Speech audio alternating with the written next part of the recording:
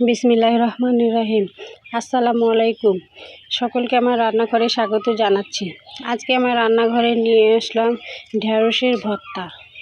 এইভাবে ঢ্যাঁড়সের ভর্তা আপনারা করে খেয়ে দেখবেন, খেতে কিন্তু অনেক মজা লাগে। এই ভর্তা যেদিন করবেন সেদিন একটু বেশি করে ভাত রান্না করবেন, কারণ এই ভর্তাটা এত টেস্টি হয় যে একটু হলেও ভাত বেশি খাবেন। এই যে এখানে ঢ্যাঁড়সের ভর্তা করার জন্য আমি কুচি কুচি ঢ্যাঁড়স নিয়ে নিয়েছি। এগুলো সুন্দর করে এখন কেটে নেব। এই যে এখানে আমি সবগুলো ঢ্যাঁড়স কেটে নিয়েছি। এখন চুলায় কড়াই বসিয়ে কড়াইয়ে আমি সামান্য তেল দিলাম। দিয়ে তেলের মধ্যে আমি 4টা শুকনো মরিচ ভেজে নেব। এই যে মরিচগুলো আমার ভাজা হয়ে গেছে। এখন আমি মরিচগুলো উঠিয়ে নেব, মানে এটা আমার ভর্তার জন্য লাগবে। এখন ওই তেলের মধ্যে আমি সামান্য কালো জিরা ফোড়ন দিয়ে কেটে রাখা ঢ্যাঁড়সগুলো আমি দিয়ে দিলাম। আর দেখেন আমি ঢ্যাঁড়সগুলোকে কিন্তু একটু কুনাচা করে কেটেছি, মানে একদম গোল গোল করে কাটিনি। এখন এর মধ্যে আমি পরিমাপ মতো লবণ দিয়ে ঢ্যাঁড়সগুলোকে আমি সুন্দর করে আস্তে আস্তে সিদ্ধ করে ভাজা ভাজা করে নেব। আমি কিন্তু তেল বেশি দিইনি, একদম সামান্যই তেল দিয়েছি এতগুলো ঢ্যাঁড়সের মধ্যে। এই যে নাড়াচাড়া করে আমি ঢাকা দিয়ে দিলাম।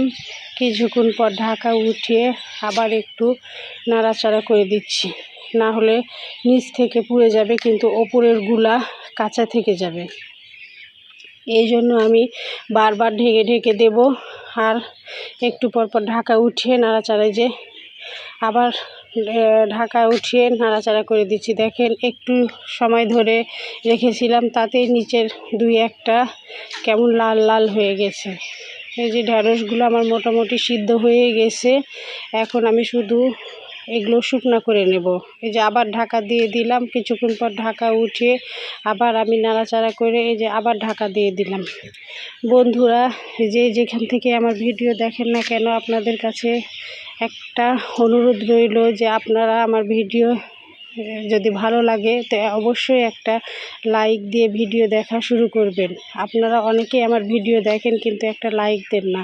বন্ধুরা, দয়া করে আমার ভিডিও একটা লাইক দিয়ে দেখা শুরু করবেন। আর যারা এই কাজটা করেন তাদেরকে অসংখ্য ধন্যবাদ। আর যদি আমার ভিডিও আপনাদের এতটুকু ভালো লাগে তো যারা ইউটিউব থেকে দেখছেন তারা একটা সাবস্ক্রাইব করে আমার পাশে থাকতে পারেন। আর যারা ফেসবুক থেকে দেখছেন তারা ফলো দিয়ে আমার পাশে থেকে যেতে পারেন। আর যারা এই কাজটি করেছেন তাদেরকে অসংখ্য ধন্যবাদ। এই যে দেখেন আমার ঢ্যাঁড়সগুলো একদম সুন্দর সেদ্ধ হয়ে গেছে আর সুন্দর ভাজা ভাজাও হয়ে গেছে। এখন আমি একটা বাটিতে ঢ্যাঁড়সগুলো নিয়ে নিয়েছি, আর আরেকটা বাটিতে আমি কাঁচা পেঁয়াজ কুচি করে নিয়েছি। আর ওই যে 4টা শুকনো মরিচ ভেজে নিয়েছিলাম সে মরিচগুলো আমি নিয়ে নিয়েছি। আর আমি ঢ্যাঁড়স ভাজার সময় আমি সামান্য লবণ দিয়েছিলাম, আর এখন আবার সামান্য লবণ দিয়ে পেঁয়াজ আর মরিচগুলোকে সুন্দর করে মেখে এখন পরিমাপ মতো সরিষার তেল দিয়ে সুন্দর করে মাখিয়ে নিচ্ছি। এগুলো মাখিয়ে নিয়ে ওই যে বাটিতে ঢ্যাঁড়সগুলো সেদ্ধ করে রেখেছি সেগুলো আমি দিয়ে এখন সুন্দর করে মেখে নেব। এভাবে আপনারা ঢ্যাঁড়স ভর্তা করবেন, খেতে কিন্তু সুন্দর লাগে, একদম ভাজা ভাজা হয়ে থাকে, তেল কম, খেতে অনেক মজার হয়।